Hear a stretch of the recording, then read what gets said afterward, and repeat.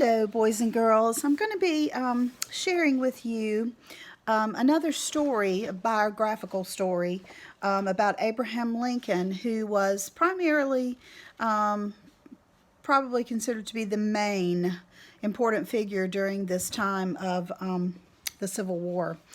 This is again from a book called Lives of the Presidents, and I've read to you some of these other passages in the past couple of weeks, but this one is about Abraham Lincoln. He was born in LaRue County, Kentucky in 1809, and he died in Washington, D.C. in 1865. And of course, you probably all know how he died. He was the best-known lawyer in Illinois, president during the Civil War, and issuer of the Emancipation Proclamation, which abolished slavery. Our tallest president, at 6 feet 4 inches, poked fun at his own looks, and the opinion was unanimous. Skinny and homely, Abraham Lincoln had a wart on his cheek, a scar over one eye from a fight with a gang of thieves, and a beard that he grew at the suggestion of an 11-year-old girl. Enemies called him ape-like, a well-meaning baboon. His careless dress didn't help. His pants were often too short. In winter, a blue cape or a gray shawl fastened with a large safety pin is what he primarily wore. And in summer, he wore a linen coat that was once white.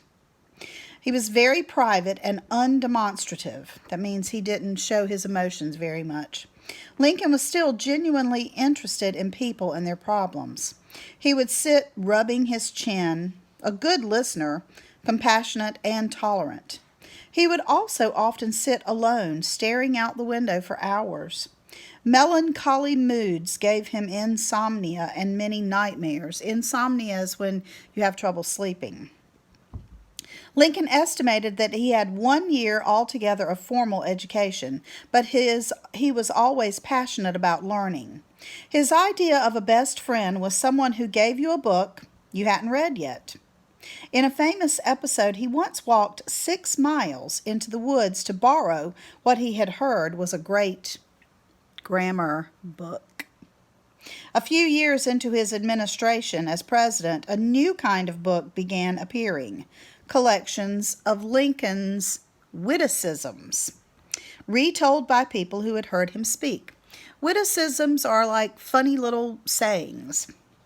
The funny books were a result of Lincoln's unique way of breaking up his bouts with depression. Storytelling. Always the center of attention in a group, he had jokes, tall tales, and anecdotes for every situation and every occasion. Anecdotes are little tiny stories. When no women were present, he sometimes gave jokes about bathrooms. He loved puns, especially corny puns. Passing a store named for its owner, T.R. Strong, he couldn't resist saying, "Coffee's stronger." He really loved to laugh. It filled a need. He was quoted as saying, "I laughed because I must not cry," he once told a friend. His jokes also got him out of answering difficult questions, lightened up tense conversations, and deflected criticism. "That reminds me of a story," he would say, and be off on telling the story. His face would light up, his eyes would sparkle, he'd give his hearty, high-pitched laugh, and sometimes rock back and forth, wrapping his arms around his knees. "He could make a cat laugh," insisted one witness. His storytelling skills didn't translate into effective public speaking, however. He had a high-pitched voice that distracted from his words, though his words were always eloquent, notably the 272 of them that made up the Gettysburg Address. An address is a public speech. So you'll hear Lincoln's Gettysburg Address, as it's called. Nor was organization a strength of his. He frequently stashed documents in his stovepipe hat for lack of a better, proper place. In his office was a pile of papers labeled, "When you can't find it anywhere else, look in this pile." Never joining any church, Lincoln read the Bible daily and thought of religion as a totally private matter. He wrestled all of his life with questions about race. At first, he made statements that were clearly racist, and then later he changed his opinions. Once, while on a steamboat ride, he saw 10 slaves shackled together and was profoundly affected by that. He decided that the system of slavery was evil.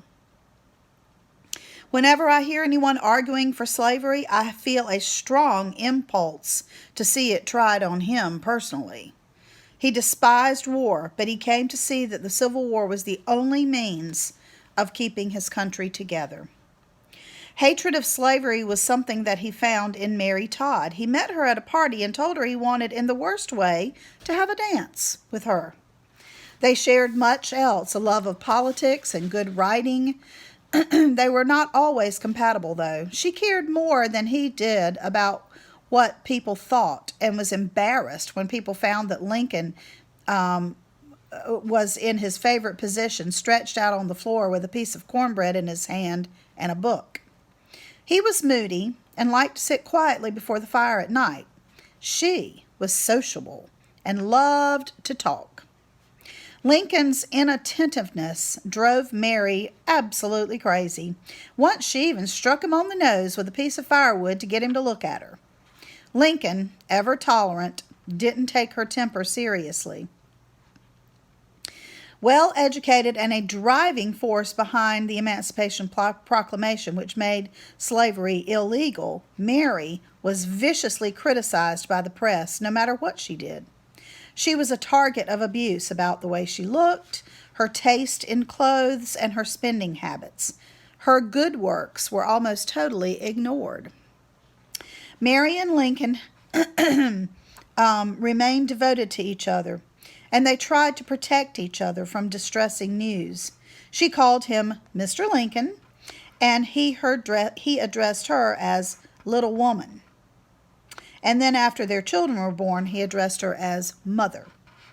His own father had been very harsh, but Lincoln was frequently heard to say, "It is my will that my children are free, happy, and unrestricted by parental tyranny." He was an indulgent father to his 3 sons, Robert, Willie, and Tad. Tad came to be known as the tyrant of the White House for his way of twisting his father around his little finger and having fun at others' expense.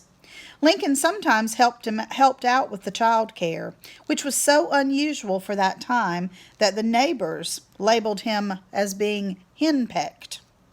He read to his boys, one on each knee and the third one in the back of the chair, or he hauled them up and down the street in a little wagon while he read a book, not always noticing if one of them fell out of the wagon. The Lincolns allowed their sons to have all the pets that they wanted, including ponies, 2 pet goats, Nanko and Nanny, they were called, who had free run and sometimes barged in on White House receptions. They also had a gray and white cat named Bob, a pet turkey named Jack, and the boys had saved from being the Thanksgiving dinner one year. Lincoln's daily routine began with a small breakfast, usually coffee and 1 egg. From early morning to dusk, he received long lines of visitors with requests, complaints, news. His palms would become swollen and blistered from shaking so many hands during a day. He sometimes forgot to eat lunch, or he made it very brief, just an apple or a biscuit with a glass of milk.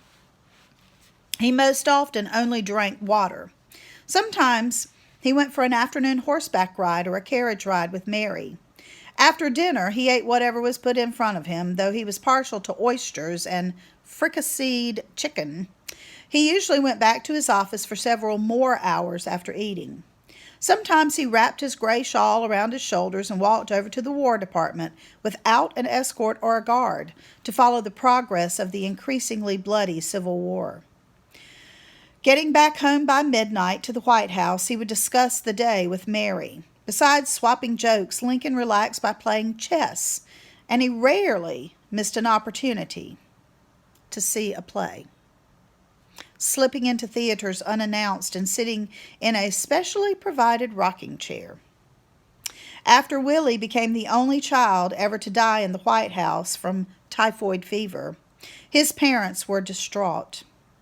Mary was often unstable. Lincoln deeply was interested in psychic phenomena, and they even had a seance to try to contact their son's spirit. The war took its toll on the White House, which gradually went very shabby. There were bugs in the furniture and tobacco juice stains around the floor. 5 days after the war finally ended, Lincoln went to Ford's Theater in Washington to see a play called Our American Cousin. It was a popular comedy of the day. He sat in his special rocking chair, holding hands with Mary. As usual, one line in the play got the biggest laugh. "Well, I guess I know enough to turn you inside out, old gal," said one character. The laughter covered the sound of a shot that was fired into Lincoln's head by John Wilkes Booth, a mentally unbalanced actor who detested Lincoln's views against slavery, as many from the South did in the time. Lincoln died 9 hours later at age 56 without regaining consciousness. He was the first president to die by assassination. Because he is now regarded as one of our greatest presidents, it's hard to imagine how disliked Lincoln was during his lifetime. He received death threats even before he was elected and got even more than 10,000 of them afterward. Considering the threats just a novelty, he kept some of them in a desk in an envelope labeled assassinations. But he also directed secretaries to toss out threatening letters without showing them to him.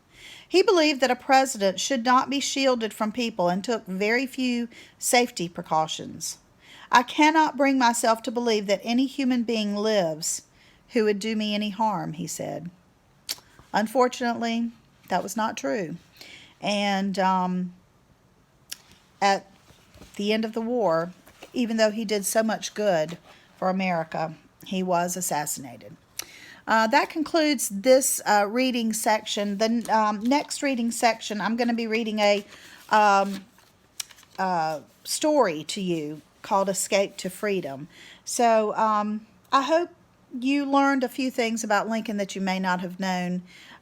If you ever visit Washington and go to the Lincoln Memorial, it's quite an impressive sight.